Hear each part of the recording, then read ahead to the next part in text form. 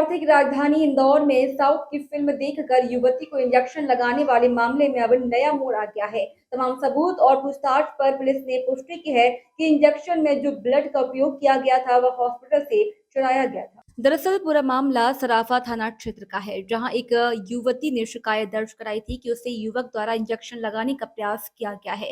पूरा मामले में पुलिस ने छानबीन करते हुए चंद घंटे में किशोर और संजय नाम के दो युवकों को पकड़ा था। इसके बाद लगातार पूछताछ में पुलिस के पास कुल 7 नाम सामने आए। दिन में एक महिला का नाम भी सामने आया था, जिसने कि हॉस्पिटल से मरीज का ब्लड चुरा कर बदमाशों को दिया था और उसके बाद इंजेक्शन का प्रयोग किया। युवती को इंजेक्शन लगाने वाले मामलों में आया नया मोड़।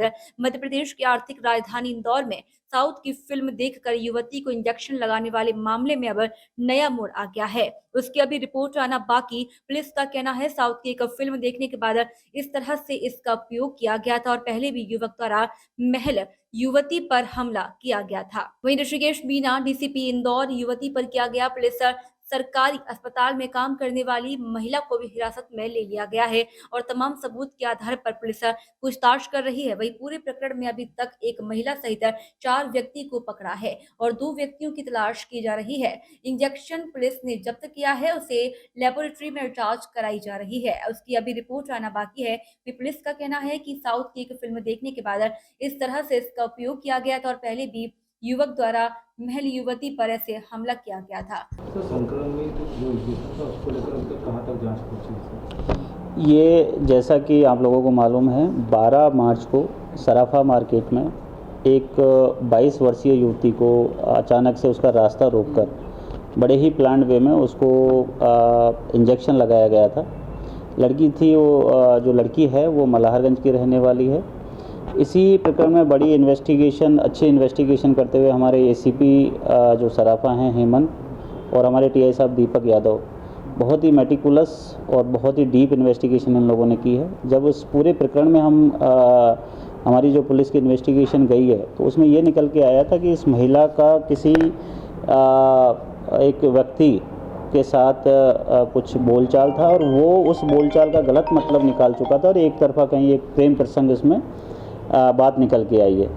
पिछले कुछ सालों से इनमें आपस में बातचीत नहीं हो रही थी। उस जो मेन आरोपी है उसके द्वारा इसको लगातार परेशान किया जा रहा था और लगभग 1 साल पहले भी इंट्रोगेशन में जो हमें मालूम चला है, पिछले 1 साल पहले भी इस लड़की पर एक अटैक उसने करवाया था। उसको लड़की को ब्लेड मारी गई थी और जब उसमें सक्सीड नहीं हुआ, उसमें उसको जो चाहा इतना नुकसान नहीं पहुंचा पाया, तो इस लड़की को फिर इसने ये संक्रमित एक इंजेक्शन अपने साथियों के साथ मिलके इसमें 12 तारीख को इस लड़की को लगवाया है। टोटल इसमें 7 आरोपी हैं।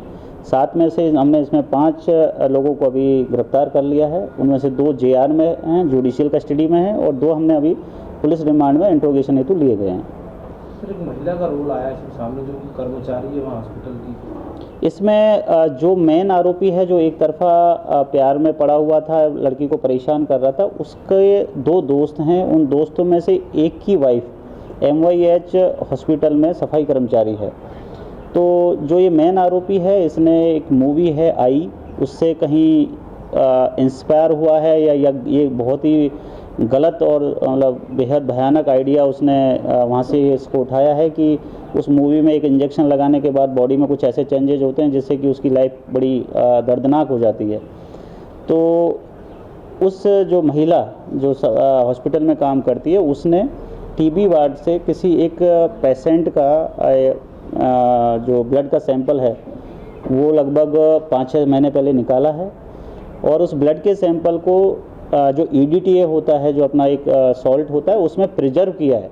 मतलब बहुत वेल इन्फॉर्म्ड लोग हैं ये, और वो प्रिजर्व करके उसको डीप फ्रीजिंग में इन्होंने अपने ही किसी जो मेन आरोपी उसने अपने दोस्त के यहाँ पे फ्रीज में रखा हुआ है, और जब मौका मिला तब उनको क्या कहते हैं, इस बच्ची को इंजेक्शन उन्होंने 12 तारीख को लगाया है। तो जो महिला का रोल है, उसने वहाँ से जो संक्रमित आदमी का ब्लड उसने अवेलेबल करवाया है।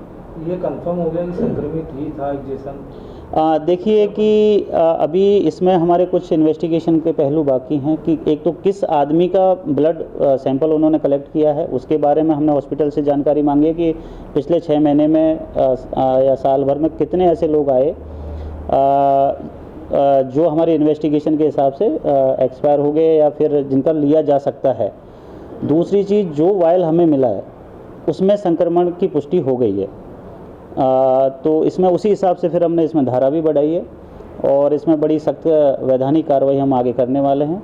अभी बच्ची की स्वास्थ्य कैसा है? बच्ची का स्वास्थ्य बिल्कुल ठीक है। उसको जो ट्रीटमेंट वाला पार्ट में उसमें हमने प्रिकॉशनरी जो मेजर्स लेने थे डॉक्टर से सलाह करके उनकी काउंसलिंग भी चल रही है और उनको जो एंटीडोट है वो भी लग गया है। अभी बिल्कुल स्वस्थ है, किसी भी तरीके के साइन और सिम्टम उसमें नहीं है, बल्कि बिल्कुल स्वस्थ है और कामना करते हैं कि आने वाले टाइम में भी इंदौर पुलिस हम कामना करते हैं कि वो बिल्कुल स्वस्थ बनी रहे। महिला को गिरफ्तार कर लिया? महिला को हमने इसमें गिरफ्तार कर लिया है। अभी जिसने रास्ता रोका था और जिसने पीछे से इंजेक्शन लगाया था वो 2 आरोपी अभी फरार हैं, क्योंकि उनको पहले से ही पूरी स्टोरी का मालूम था, तो उनके लिए हमारी लगातार टीम लगी हुई है, जल्दी उनकी गिरफ्तारी हो जाएगी। ये बिल्कुल जो इसमें ब्लड का सैंपल ला के देना था उसके लिए 15,000 रुपये का पैसे का लेन देन की इसमें अभी तक बात सामने आई है और उसमें कुछ कैश में ट्रांजैक्शन हुआ था, कुछ ऑनलाइन ट्रांजैक्शन हुआ था। सर, इसमें किस तरह की धाराएं लगाई जाएगी और आरोपियों के खिलाफ क्या सख्त कार्रवाई हो सकती है? देखिए, इसमें जो टोटल 7 में से 3 आरोपी ऐसे हैं जिनका क्रिमिनल रिकॉर्ड है और जो मेन आरोपी है पहले भी एक्साइज एक्ट और मारपीट के झगड़ों में उसका अच्छा खासा रिकॉर्ड है।